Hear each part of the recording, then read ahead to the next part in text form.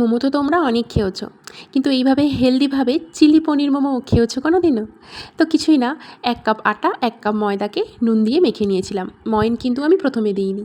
তারপর মেখে নেওয়ার পর 1 চামচ তেল দিয়ে সেটাকে ভালো করে মেখে একটা ডো বানিয়ে আধ ঘন্টার মতো রেখে দিয়েছিলাম। অন্যদিকে পুরটা রেডি করার জন্য আমি নিয়েছিলাম গ্রেটেড পনির, গ্রেট করা গাজর, পেঁয়াজ কুচি, ধনেপাতা, নুন, একটু গ্রেটেড আদা, শেজওয়ান সস আর গরম মশলা।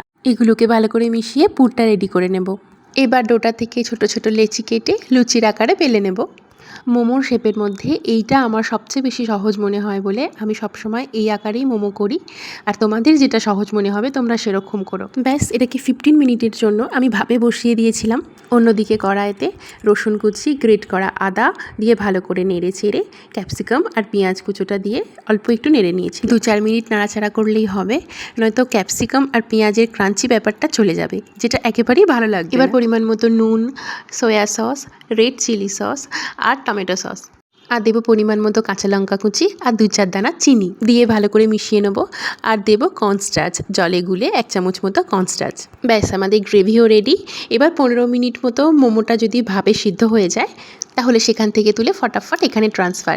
এবার গ্রেভির সাথে 2-4 মিনিট নাড়াচাড়া করে মাখো মাখো হয়ে গেলে সামান্য সাদা তিল ছড়িয়ে গার্নিশ করে দেবো। এবার রেডি টু ইট। যারা মোমো খেতে ভালোবাসো তাদের জন্য এটা একটা দারুণ আইটেম, তোমরা অবশ্যই বানিয়ে দেখো।